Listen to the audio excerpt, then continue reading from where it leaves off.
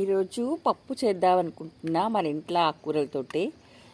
ఇది రణపాలాక ఏమో అంటారు, కిడ్నీస్కి బాగా పనిచేస్తుందని ఒకసారి మా తోటకూడకు జయ ఇచ్చింది, కానీ అది చచ్చిపోయింది. మళ్ళీ చెల్ల పంపించింది.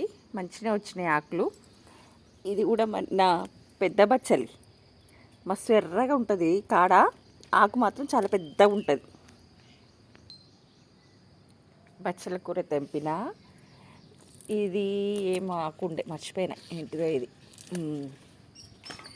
దుంప పెడితే వచ్చింది. ఇప్పుడు మెయిన్ ఆకుకూర మునగాకు.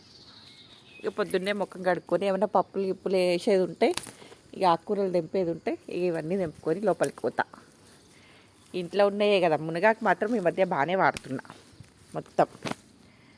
ఇక్కడే 2 కరివేపాకు పోపులకి కూడా తెంపేసుకుంటే మన కర్రీ రెడీ ఈరోజు.